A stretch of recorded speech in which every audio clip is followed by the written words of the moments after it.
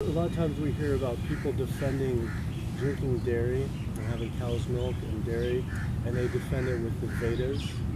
They defend it with, being Hindu. To be a good Hindu is to drink from the mother cow. And can you talk about that a little bit and what's your feelings on that?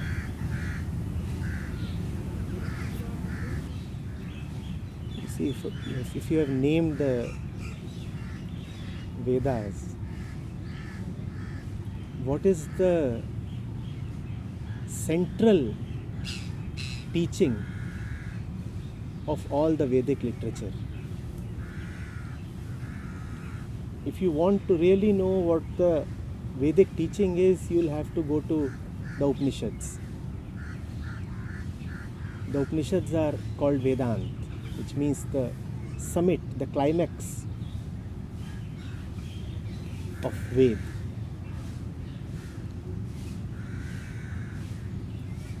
And they go into the reality of man. And what is the reality of man? The Upanishads are very forthright and unequivocal about it. They said man is the truth itself. Aham Brahmasmi. You are nothing else except the truth. You are the ultimate finality. You are total. Now, if this is the position that the Vedic literature takes, then one cannot operate from a point of incompleteness, hollowness, or desirousness. A lot of what we do, please see, we do just in order to gain fulfillment. We say that the purpose of human life is progress, don't we? And we assess a human being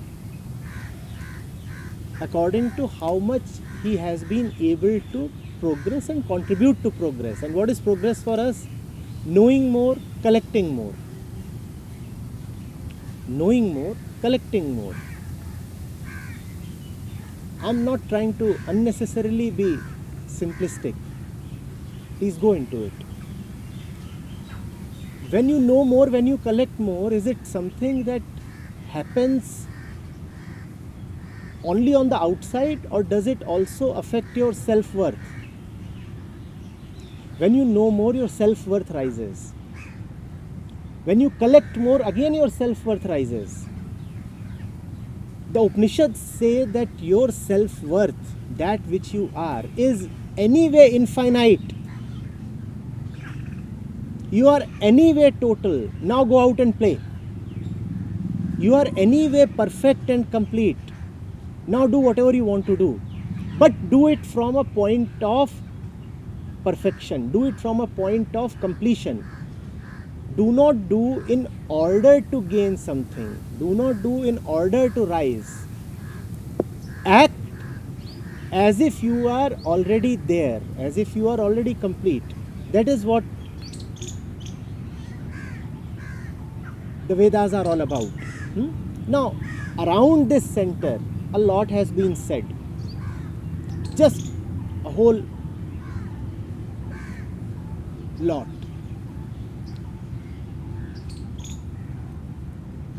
If I am already complete, how do I relate with you? Do I look at you with hungry eyes? Then there is a certain fullness. And then the relationship is called love. I do not seek to harm you. You do not exist then as a means or a resource for me.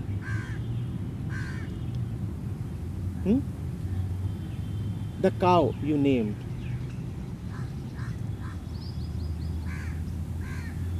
Would the keeper of the cow, would the cow herd still keep the cow if the cow stops giving milk?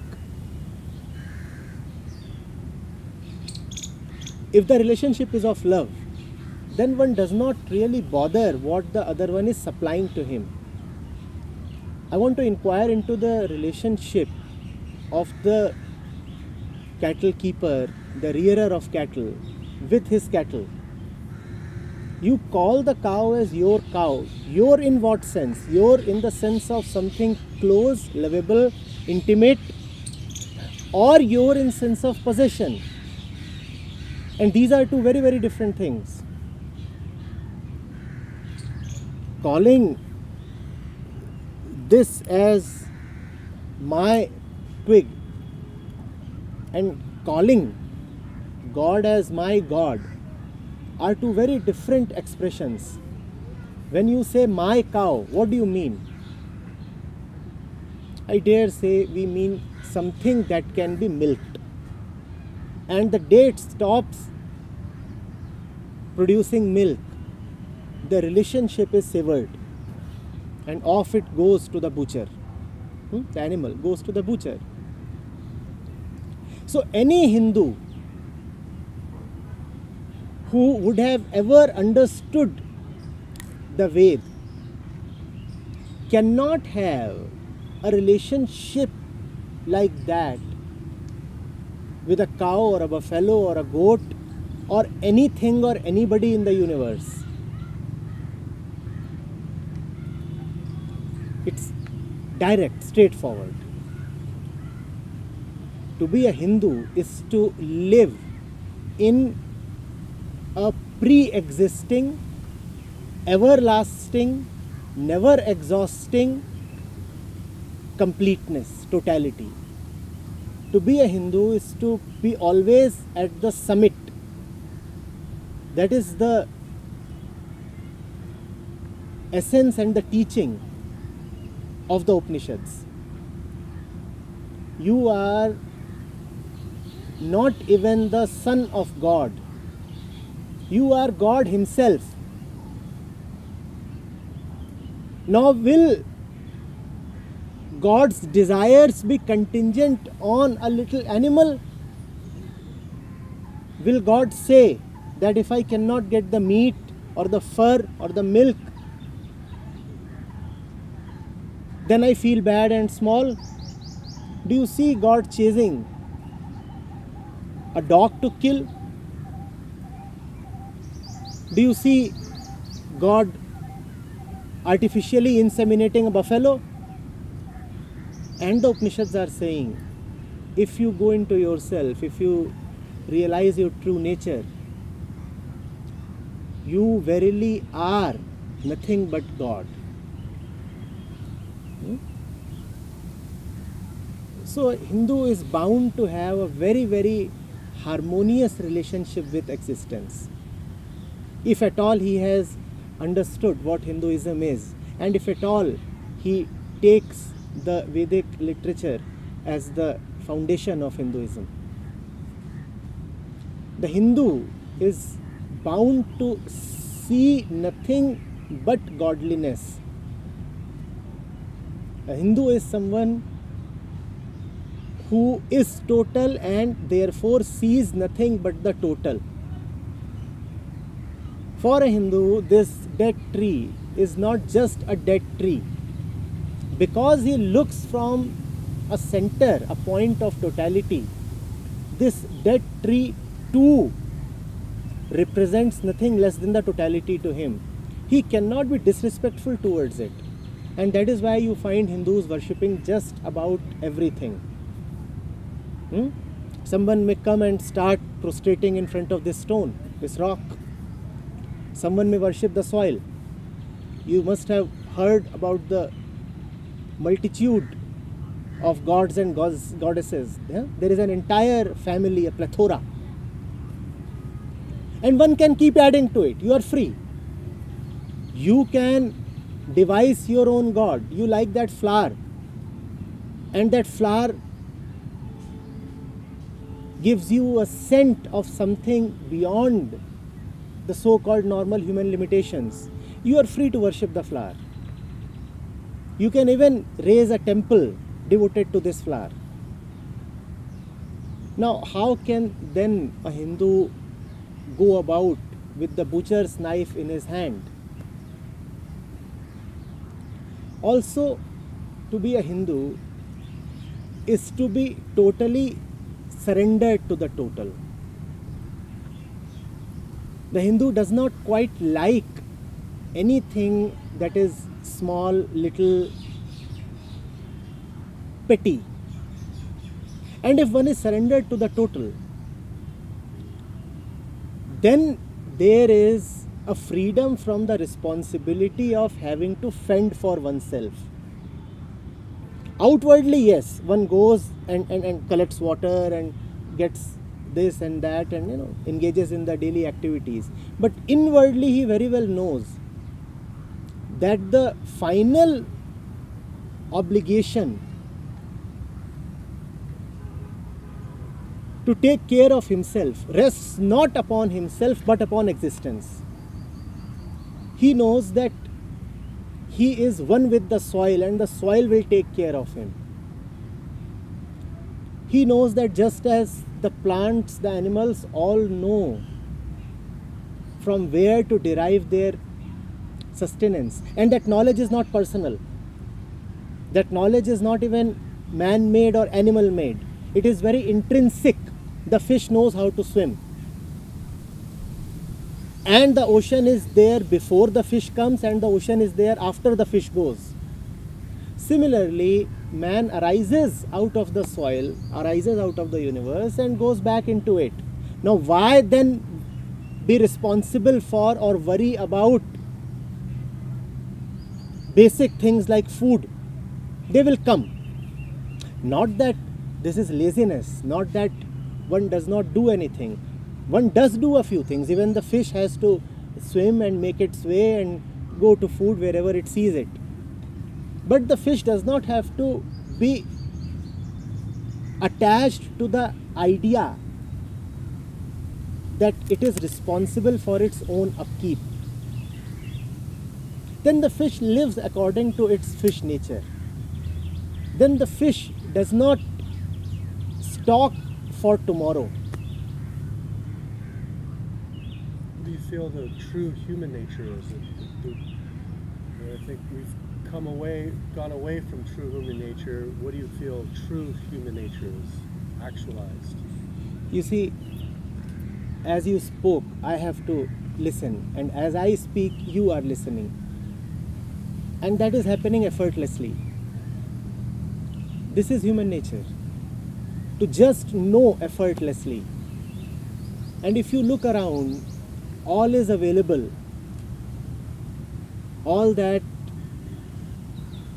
is to be known, all that ever can be known, is all available. Just as both of us can listen to each other effortlessly and know, similarly, true human nature is to know effortlessly. And it can be effortless only if it pre-exists, if there is an incremental knowledge. If something new is to be added, then effort would always be involved. True human nature is to know and to keep knowing that which one already knows. Now, in this knowing, a few other things can also be said. Man does not always live in his true nature. So then the nature of the ego self is to keep moving towards the true nature. And that is love. And that is love. So man loves knowing. Man loves knowing. So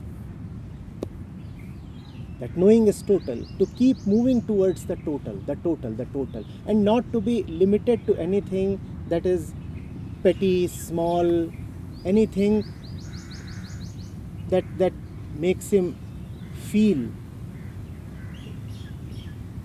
that unless he does something, knows something in particular, or collect something, his life has gone waste. There is a difference in the I, you see. An I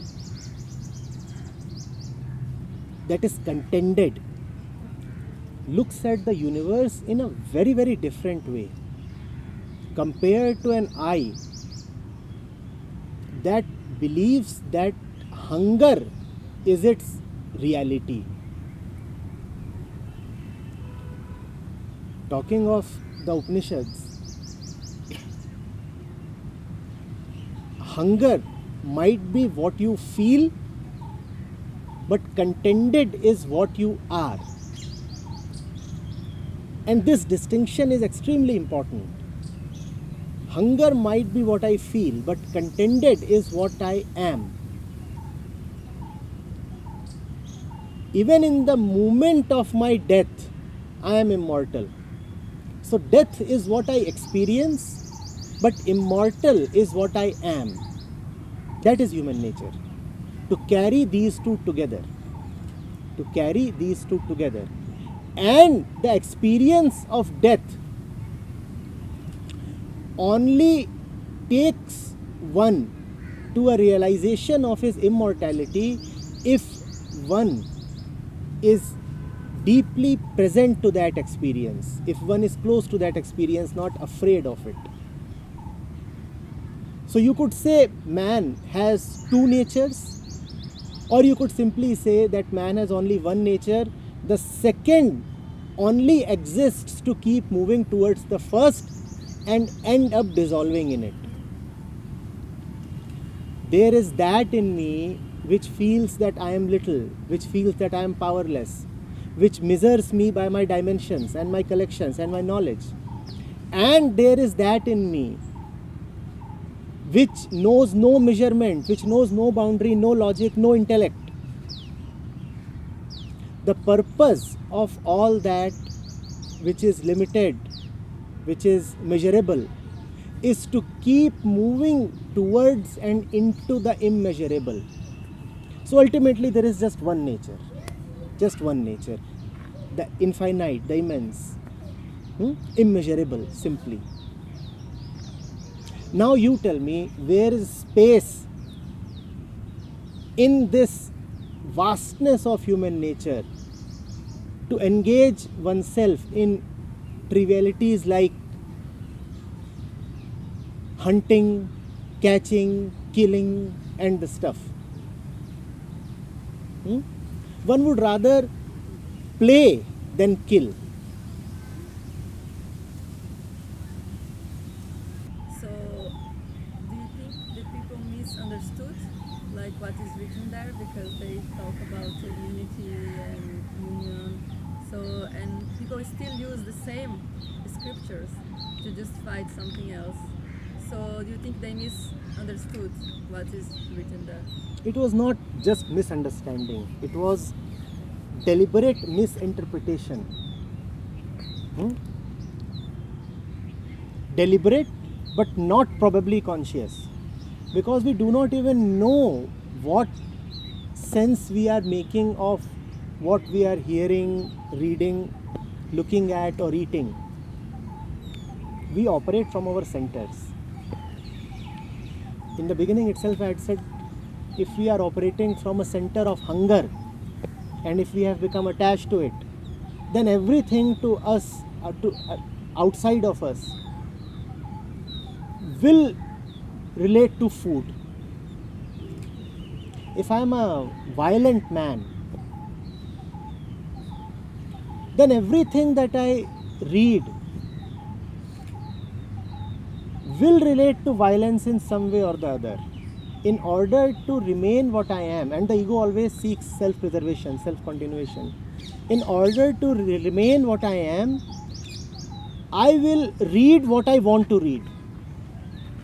In fact, many scriptures have been really tampered with, and there is evidence available. Verses have been inserted, parts have been deleted. In various stages of history, because man wanted to use the scripture for his own convenience. The ego, on one hand, feels like a beggar, and on the other hand, does not want to take anything or anybody as higher than itself.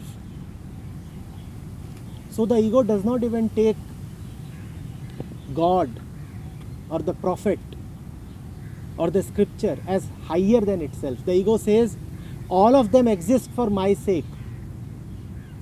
So if I want to consume, exploit, then I will have the scriptures to mean what I want them to mean.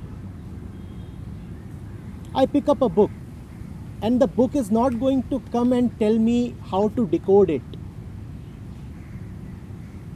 I am the one who will be making meaning out of the book.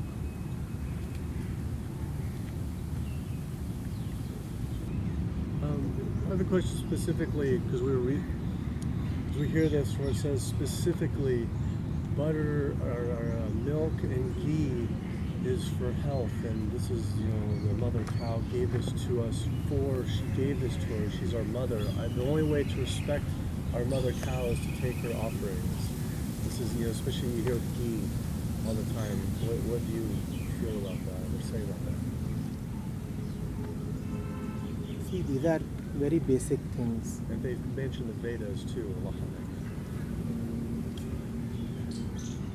To be a believer in the Vedas is to believe in God, right? And to believe in God is to surrender to God. To surrender to God is to say that one lives by the wishes, by the mechanisms of existence itself. One does not try to fabricate his own artificial ways.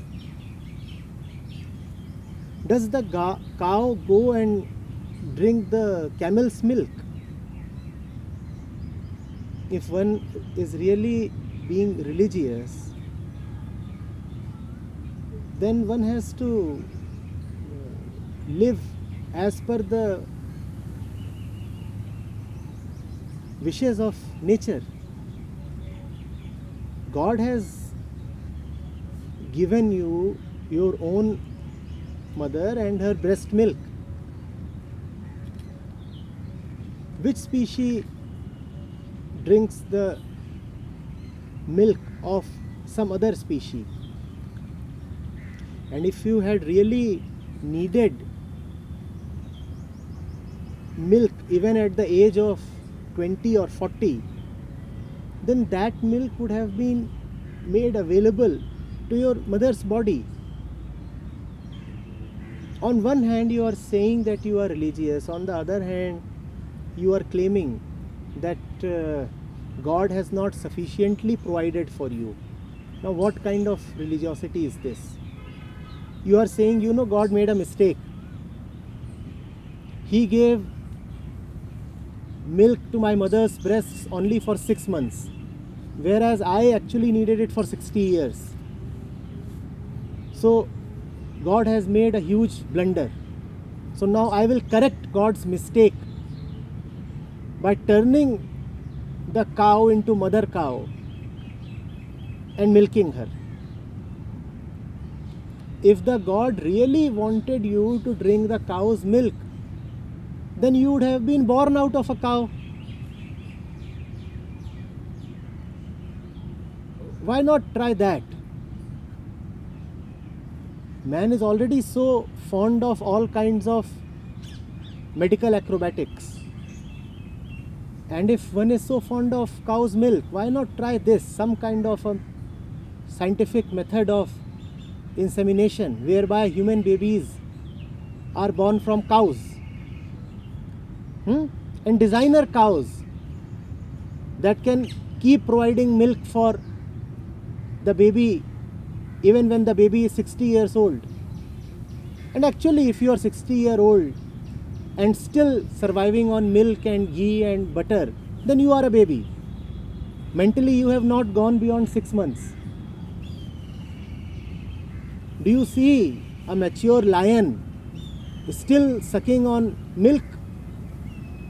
Do you see that? Or do you see even the little rabbit doing that beyond a few weeks? Man is the only one who even at the age of 80 craves for milk. That only proves how infantile we are from within.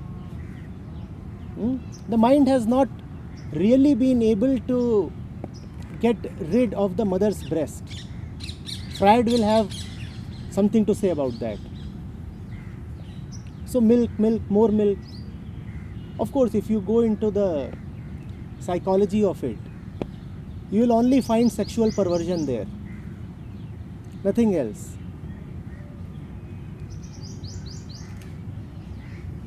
I am not convinced that man's body needs milk after a particular age. That age might be 6 months, 1 year, 2 years. Nature knows best. And according to her own innate intelligence, nature provides milk to the mother exactly as long as the baby needs milk. After that, if still the baby or the man or the family insist that milk must be fed to the human being, then it is a deviation from the course of nature. Then it is an ugly aberration.